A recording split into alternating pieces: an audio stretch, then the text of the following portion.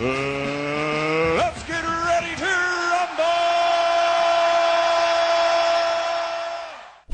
The niggas that dick ride can't get on this, right? These are my opinions, based on me listening to what the fighters say, based on my knowledge of what they did.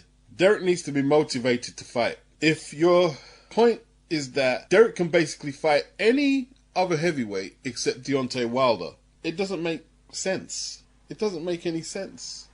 I'm telling you now, right? You go through the heavyweight top 10 and match up Derek Chisora with Joe Joyce. They'll be saying, good fight. Joseph Parker. Well, we've seen that twice already, and Derek got robbed in one of them. Parker ranked number 3 by the WBC, number 2 by the WBO. Andy Ruiz, good fight. Frank Sanchez, good fight. Makhmudov guy, good fight.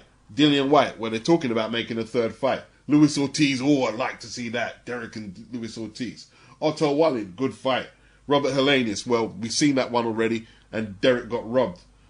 Martin Bacoli, good fight. I can't pronounce that name there. I've never heard of him, really. Michael Hunter, oh yeah, Derek and Michael Hunter would be good. Filip Hrgovic, yeah, that'd be good. We've seen Caballero already. Caballero beat him in Monte Carlo for the European title years back on points.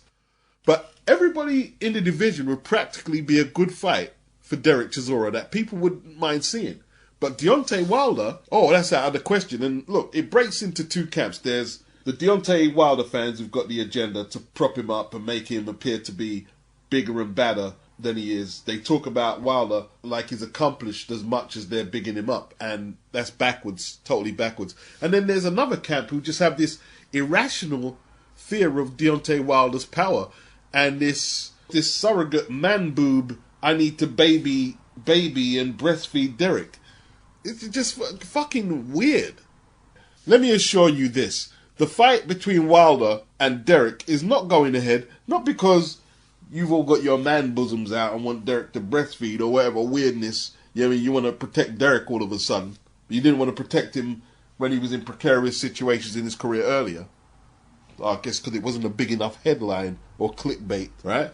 The fight's not going ahead, not because of that. The fight is not going ahead because the numbers do not crunch up to the likes of the executives at Fox or Showtime, Stephen Espinoza. It's as simple as that. If they could make an offer to Derek, because he's a free agent and Eddie wouldn't stop him, to go over there and be in this big pay-per-view event with Deontay Wilder in America, the fight would be happening, right? They wouldn't fucking care if Derek was on blood pressure medication, had splints in his heart or anything. They wouldn't give a fuck. They would make the fight in a heartbeat, right?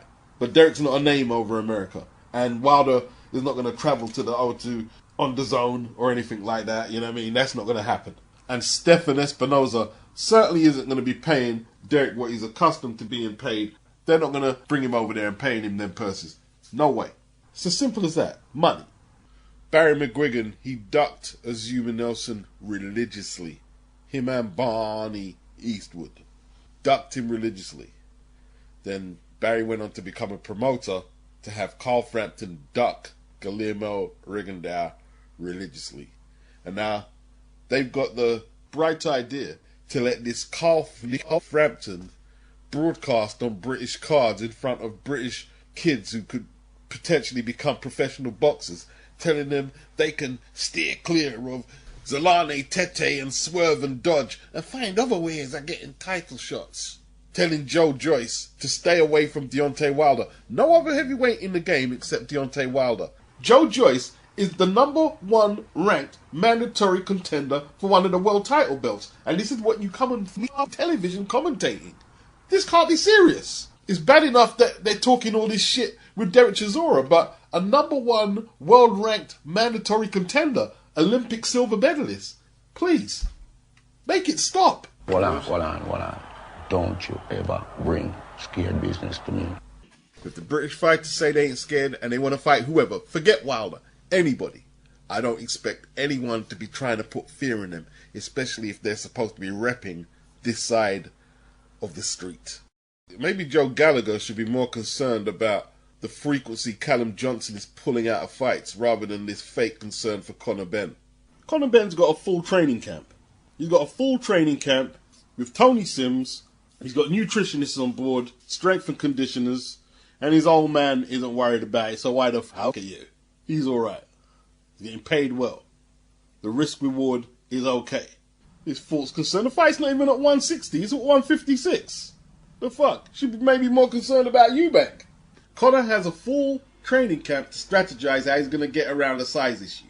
I would back the full-time pro who's got to jump up one weight class over fighters coming off building sites and warehouse shifts trying to make it work. Yeah, occasionally they can buck the trend, but the exception only proves the rule. Frank Warren stating the obvious that Ben Eubank Jr. is all about the dads. Well, of course that's the angle. Of course that's the hook. That they're going to be hitting hard. Of course it is. But this is the type of fight that Frank wants to put on. If Frank had a welterweight of any note, with a famous dad, and a middleweight of any note, you don't think he'd be eyeing up the potential of a match like that? Of course he would. Of course he would. And you can't blame him. This is the type of fight that Frank would love to put on. And he's probably asking himself, how did he promote Nigel Benn practically for all of his career, only for Nigel to send his son over to Eddie? How did he promote Ricky Hatton for so much years, only for Ricky to send his son over to Eddie? And trust me, if Campbell Hatton keeps winning, I'm not here to tell you he's going to become world champion or anything like that. But he'll get one of these fights that people want to tune into because there's an angle. He'll get one of them. He will. Let's call it a novelty fight. Tyson Fury done what he's had to do. Don't get me wrong. Like, he's one of the biggest attractions in the game. Right? Frank's done his thing with Tyson Fury. But who's Frank inherited of Tyson? Fucking Tommy. Tommy has fumbled the Jake Paul bag how many times? And Frank's still trying to damage control the situation and get the bag. It's fucking pathetic. Even today, he was talking about how Tommy couldn't get into America with visa issues or Daniel Kinahan issues. But his dad sold him out and said, he's not training. He's not training. He's way over the cruiserweight limit. His dad sold him out already, Frank. Frank does have a good domestic card tomorrow, though. That pits Lennox Clark versus Mark Heffron. It's a good fight. Hamza Shearer takes on an Argentinian named Torres, who looks a bit youthful. And Dennis McCann takes on James Beach at featherweight. Can Beach extend him a little? On paper, he could be McCann's best opponent so far. It's a good card. I'm hearing a lot of British boxing fans calling for the bartering system in the UK. They don't want the American situation with the network politics. They don't want that here. They don't want that here. They want domestic fights. See, Dazn and Eddie, they gave Baumgardner to Sky so they could make the Mayor fight. And it looks like Sky are going to give Eubank to Dazn so they can make the Ben fight. I don't know if that's how it went or maybe that's a coincidence. But they're getting work done. They're getting fights signed that, well, I'm not going to say people wanted to see Ben versus Eubank, but it's a big attraction nevertheless. Huge attraction. So they're getting work done. People definitely wanted to see Baumgardner versus Mayo, and it's happening on the Shield's Marshall undercard. If Frank can get the bartering system going with Eddie, you know what fight I want to see? I want to see Hamza Shiraz take on Felix Cash. Boxing, very strange sport, and you cannot sit around hoping that the landscape won't change, because it will change. It will change. I remember maybe 4 years ago or so, Eubank was at 168, well ranked. Conor was struggling at 147 as a novice pro. You get these people, let's call them casuals, just for the sake of it for now. They would post up on social media who would win out of Conor Benn and Chris Eubank Jr. And the hardcores would always reply, oh, another casual don't understand his weight classes. Conor is a welterweight, Chris is a 168 pounder. The fight's never going to happen. Is that so? Okay, the British Boxing Board of Control, they're coming with the purse bids, people, with the purse bids. Now, just because the fights are being ordered, it doesn't mean they're going to be made, so let's not get too excited. So we start Flyweight. Jay Harris versus British Flyweight champion Tommy Frank. That has been ordered by the British Boxing Board of Control. And what could be, I'm not sure, the vacant British bantamweight title, Sean McGoldrick from Wales is set to take on Lee McGregor from England. Super featherweight champion Anthony Kakase is set to take on Alex Dilmagani. Josh Kelly is set to take on Troy Williamson. Troy will be defending his British super welterweight title.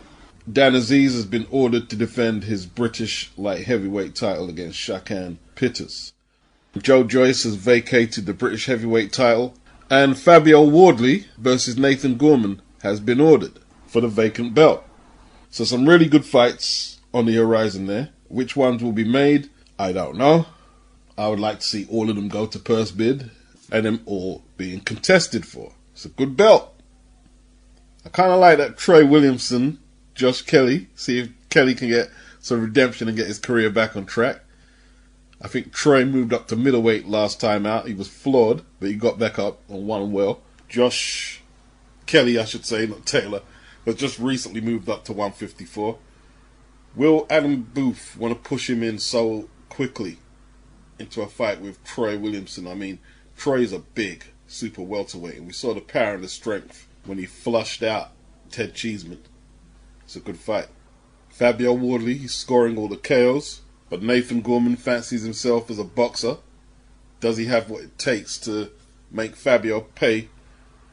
Because he's relatively raw, and he's not exactly conventionally trained, let's say. That's a good fight.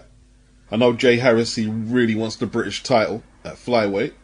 Jay Harris has been fighting at world title level, acquitting himself against Julio Cesar Martinez pretty well. He might be the favourite to beat Tommy Frank, but I don't know much about Tommy, to be honest, so I'll have to do a little homework there.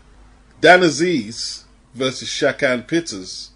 Now, we saw Shakan get knocked out by Craig Richards on Channel 5. Shakan is a 6'6" light heavy, and I believe he will give Dan Aziz issues. He'll give him some issues.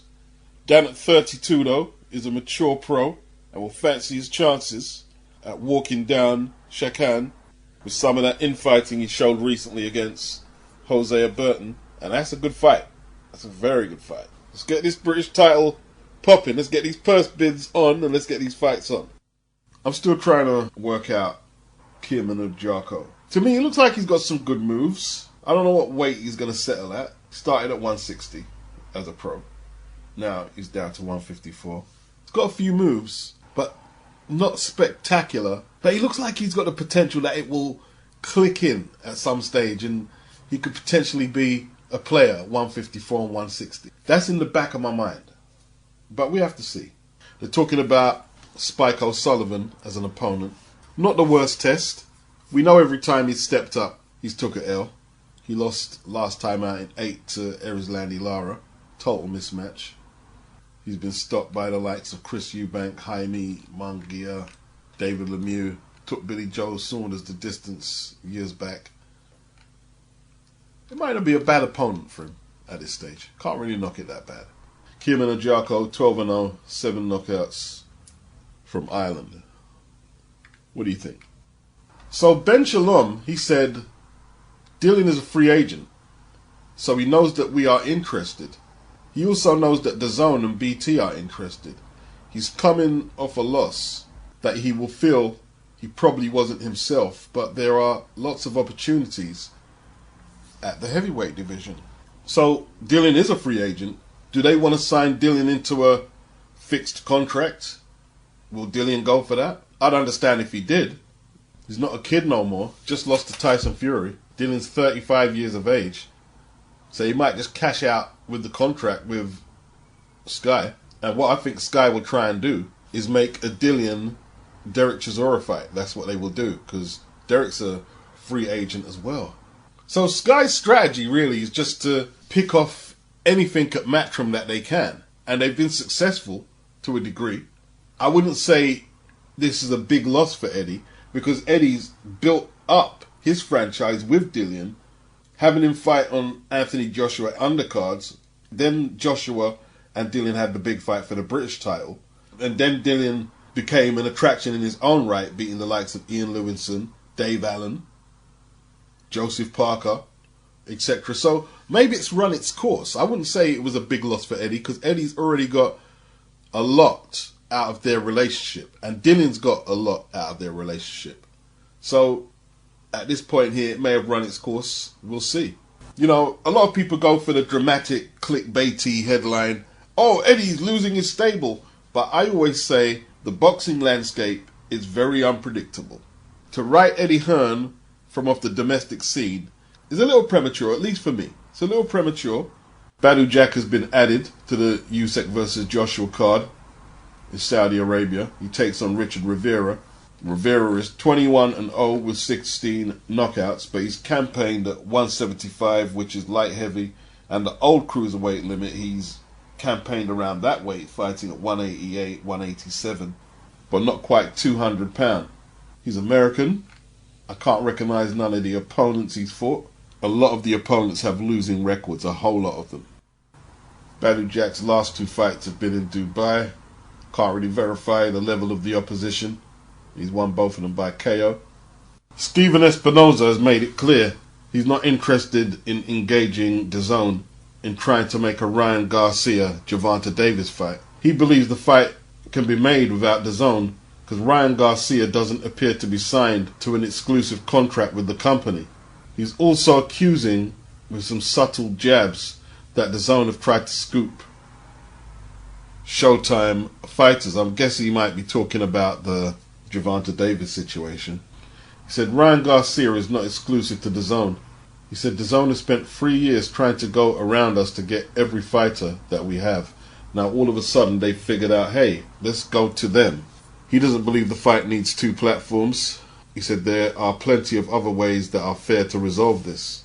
He's talking about Dazn. They went to Deontay Wilder, the Charlos, Danny Garcia, and he said they went there because they are not signed to Showtime. And he said the shoe's on the other foot now. Seems a really bit petty, to be honest. Joe Mikowski, however, he responded to Stephen and said, we don't do our business publicly. Never have. In this case, an exception, respectfully, you are incorrect on this point. But per my emails, we want to make a fair deal with you for this fight. Please call or email me back and let's discuss. The pettiness between platforms is likely to only increase from here. But regardless of which networks end up being involved going forward, let's just hope we get some more big lightweight matchups in the works.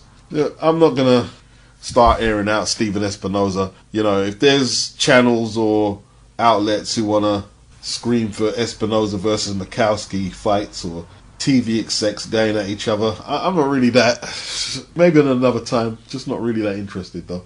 I mean, he didn't say, yeah, they made illegal approaches. They were obviously legal approaches because they're not signed to Showtime.